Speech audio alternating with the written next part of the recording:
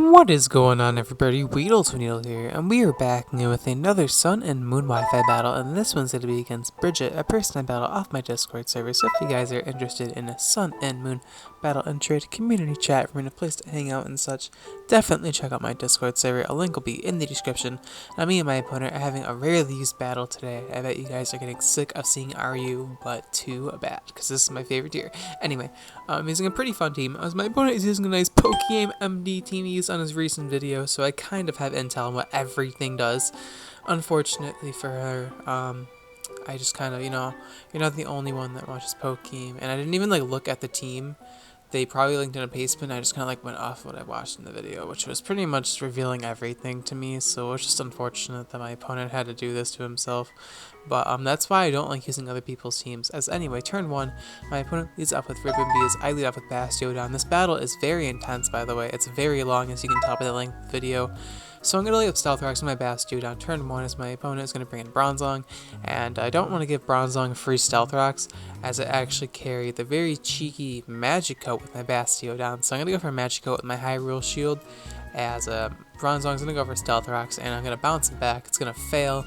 Unfortunately, Stealth Rocks don't stack, as now I'm going to go for Magico again, just because I figured she's going to go for Stealth Rocks again, as she does, and I bounce it back. As now, I know this thing has Earthquake, because I'm a cheater, and I know this team, so I decided to go for a Metal Burst here, as I know I could take an Earthquake because it's Bronzong.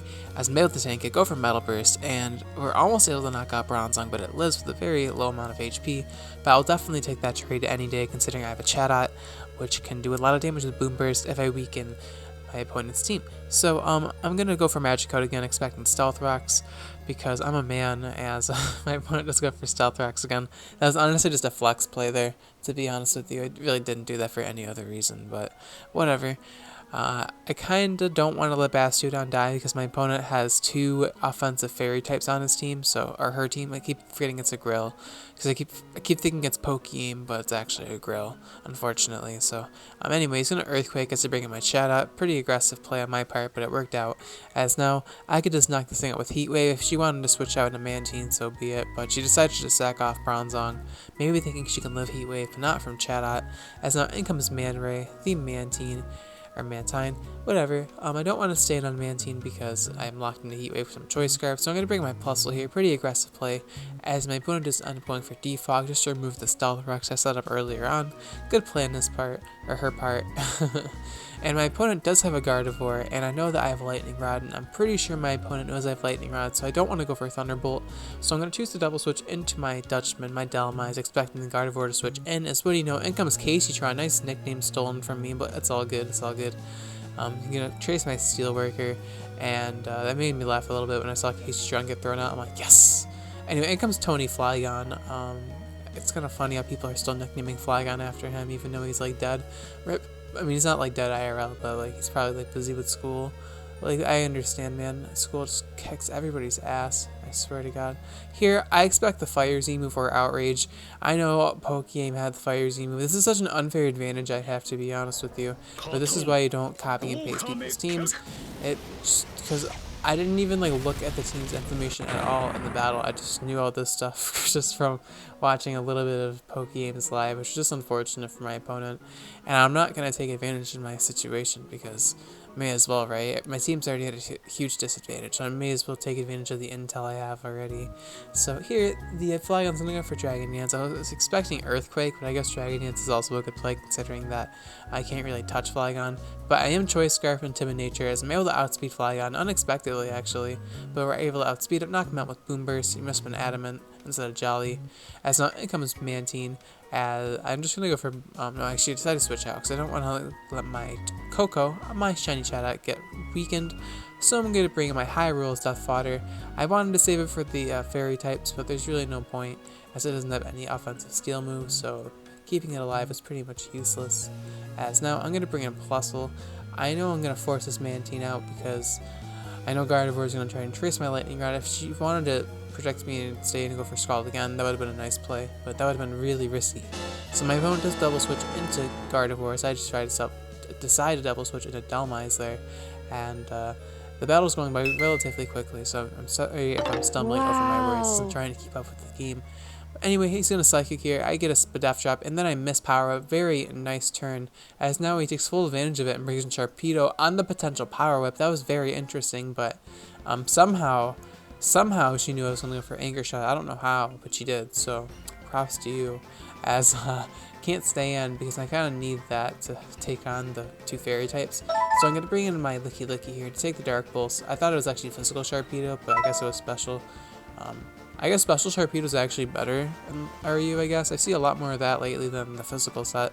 Yeah, he's going to go for Hydro Pump. I am Assault Vest Licky, unfortunately for her. As thankfully I'm able to hit this Power Whip. I'm actually using 2 users of Power Whip on this team, so I'm just asking to miss it. But yeah, I'm Assault Vest Licky. Don't ask me why I'm using Assault Vest Licky, because I can't answer that question. In comes Ribombee. I don't know how you pronounce that thing. I'm gonna die to the Moonblast, unfortunately, because it is Choice Spikes for Ribombee, as I found out from the beginning of the battle, because it had U-turn. So now I'm gonna bring in my Scarf Chatot, and I already revealed that I'm Choice Scarf, so it shouldn't be too surprising to her, as now she's gonna switch out and bring in her Mantine once again. Good play on her part, as I'm just gonna choose to go for the Scarf Boomer, just to gauge damage, as unfortunately it does not look like a 2-hit KO, because Mantine's special defense is absolutely ridiculous. And I can't stay in because I don't want to lose my Chatot, because that's pretty much my win con. So I'm going to bring in my Sigilif, my other win con that I can use to win this game, because I am the stored power set, the no skill cosmic power stored power set, because I wanted to have a nice win con that I could just mindlessly win with in case the game went downhill. So I'm going to go for cosmic power here, as Mantine's going to go for a Scald and get the burn on me. Not that it really matters, just to carry Magic Guard. And yeah, my opponent is not going to want to stay in here because he'll just get set up on.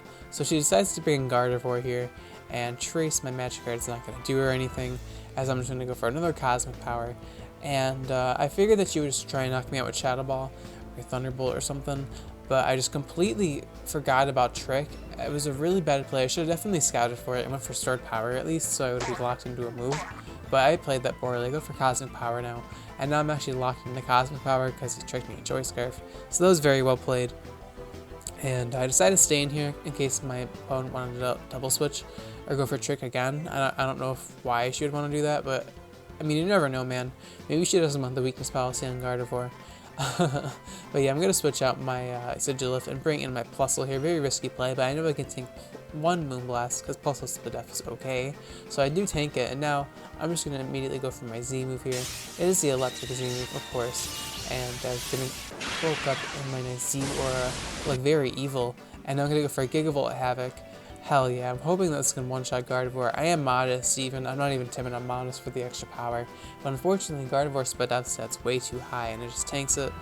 It didn't have Lightning Rod, so that's pretty much my only opportunity to use the attack against it. We're able to significantly weaken Gardevoir to the point where Boomburst can knock him out. That's pretty much all I needed. As I'm able to bring in my Sigilif here, I am Choice Scarf, so I should be able to outspeed everything on our team, which is pretty funny.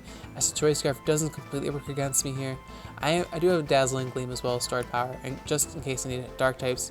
So I'm going to go for Scarf Dazzling Gleam, as it appears to be a 3-hit KO on Ribombee, but Moonblast will be able to knock me out because she is Choice Specs. So down goes my Sigilif, as now I should be able to bring in my Coco here and win the game, but my opponent still has Mantine, unfortunately, which will be able to face tank my Moonbursts. As in comes the Mantine. I should have double switched into my Dhelmise, but that could have been a risky play. I don't really know. That was my better play actually, but I wasn't thinking that one through very much.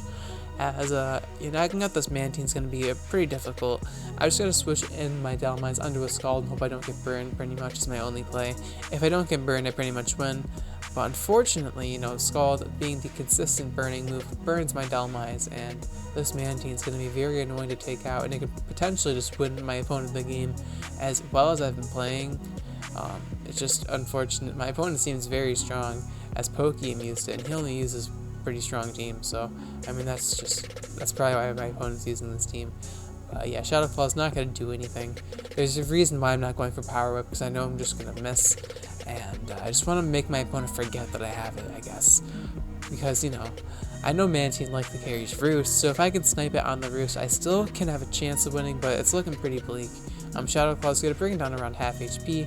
I'm thinking that maybe my opponent's going to want to Roost this turn, because I'm at red health, so my opponent does go for Roost this turn, and I'm like, okay, if I click Power Whip and I hit this Power Whip, this should do a decent amount of damage even though I'm burned, as thankfully we were able to connect the Power Whip onto the Mantine, and it does a lot more damage than I thought it would, so it does over half, so Mantine cannot Roost off this damage, and so she's pretty much forced to knock me out, or go off Power Whip missing. Either way, both of those plays work out, as she just chooses to go for Scald, as I'm able to live it thankfully thanks to the Assault Vest, and Power Whip won't be able to knock out Mantine, bring it down relatively low, as maybe Roost was the better play there, but she would have definitely died to the Power Whip anyway, so I guess it was just whatever. Either way, if I missed the Power Whip, I'm sure the game would have been over, but now I'm able to bring in my Scarf Chatot, and my opponent's team is at red health for everything pretty much, so I'm able to go for the Scarf Boom Burst and pretty much clean up this game. So yeah, down goes the Mantine, and Ribbon Bay is going to come in, but cannot outspeed a Scarf Chatot, unfortunately. I know Ribbon Bay is like super fast,